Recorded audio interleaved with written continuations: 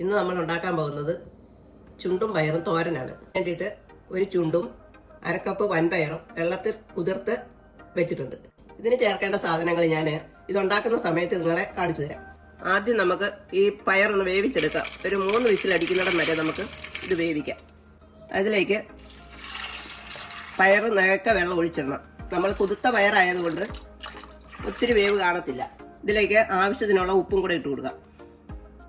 ഇനി നമുക്ക് ഇത് അടച്ചു വെച്ച് ഒരു 3 വിസിലടിക്കുന്ന വരെ വേവിച്ചെടുക്കാം. പയർ വേവുന്ന സമയത്ത് നമുക്ക് ഈ ചുണ്ടൊന്ന് കൊത്തി അരിഞ്ഞു വയ്ക്കാം. അതിന് വേണ്ടിയിട്ട് നമുക്ക് അതിൻ്റെ 4-5 പോള അങ്ങ് പൊളിച്ച് കളഞ്ഞേക്കാം. ഇതുപോലെ ചുണ്ട് കൊത്തി അരിയണം. പയറും തോരൻ വെക്കാൻ വേണ്ടിയിട്ട് ഏറ്റവും നല്ലത് പാലാങ്കോടിൻ്റെ ചുണ്ടോ അല്ലെങ്കിൽ ഏത്തവാഴയുടെ ചുണ്ടോ ഏറ്റവും നല്ലതാണ്.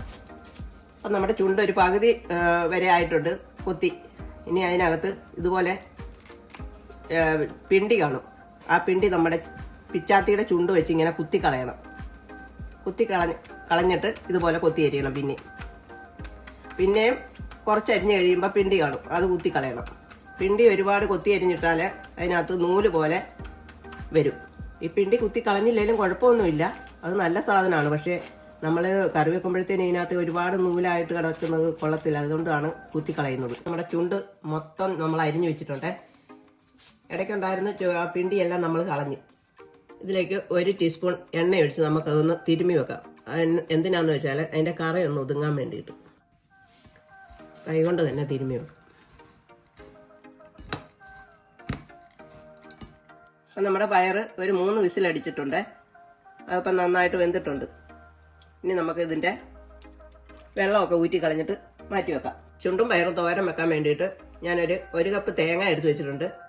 അത് ഈ ജാറിനകത്തോട്ട് ഇട്ട് കൊടുക്കുക. അതിൻ്റെ കൂടെ 2ആയിട്ട് കട്ട് ചെയ്ത പച്ചമുളക്, ഒരു 5 പച്ചമുളക് ഇട്ട് കൊടുക്കുക. 2 ചെറിയ ഉള്ളിയും കൂടെ ഇട്ട് കൊടുക്കുക. ഇതിലേക്ക് 1/2 ടീസ്പൂൺ മഞ്ഞൾപ്പൊടി, 1/4 ടീസ്പൂൺ ജീരകപ്പൊടി, ഇത്രയും കൂടെ ഇട്ട് നമുക്കൊന്ന് ഒതുക്കിയെടുക്കാം. 2 അടി അടിച്ച് കഴിയുമ്പോൾ നമുക്കിത് എടുക്കാം. അപ്പം നമ്മുടെ തേങ്ങ ഒതുക്കി എടുത്തിട്ടുണ്ടേ.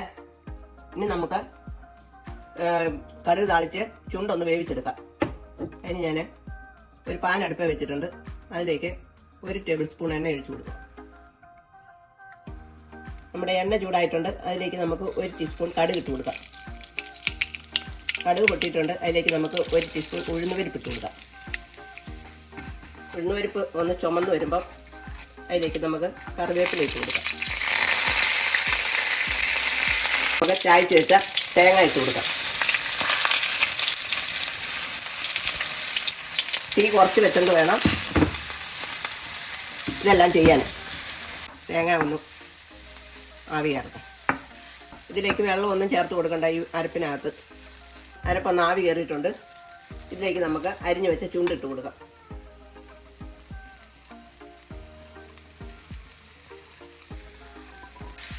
ഇതിനാവശ്യമായ ഉപ്പും കൂടെ ചേർത്ത് കൊടുക്കാം. ഇനി ഇതെല്ലാം കൂടെ ഒന്ന് യോജിപ്പിക്കാം.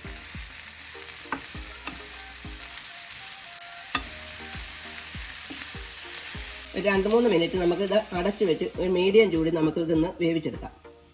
ഇടയ്ക്ക് ഇത് തുറന്ന് നോക്കിയിട്ട് നമുക്കിതൊന്ന് ഇളക്കി കൊടുക്കാം, അല്ലെങ്കിൽ അടിയിൽ എങ്ങാനും പിടിച്ചാലോ. ചുണ്ട് ഒരു 3 മിനിറ്റ് ആയിട്ടുണ്ട്. ഇപ്പം വെന്തിട്ടുണ്ടേ. ഇതിലേക്ക് നമുക്ക് പയറിട്ട് കൊടുക്കാം, വേവിച്ച് വെച്ച പയർ. ഇതെല്ലാം കൂടെ നമുക്കൊന്ന് യോജിപ്പിച്ച് കൊടുക്കാം. ഇനി ഇതിനകത്ത് വെള്ളമെല്ലാം ഒന്ന് പറ്റട്ടെ. പയറിനകത്ത് ശകലം വെള്ളമൊക്കെ കാണും, അതെല്ലാം ഒന്ന് പറ്റി വെക്കാം. ഇനി നമുക്ക് അടച്ചു വെക്കുകയൊന്നും വേണ്ടേ. ഇത് നമുക്ക് തുറന്ന് വെച്ച് തന്നെ ഇതിൻ്റെ വെള്ളമൊക്കെ ഒന്ന് വറ്റിച്ചെടുക്കാം. നമ്മൾ പയറിട്ട് കൊടുത്തിട്ട് ഇപ്പോൾ 2-3 മിനിറ്റ് ആയേ.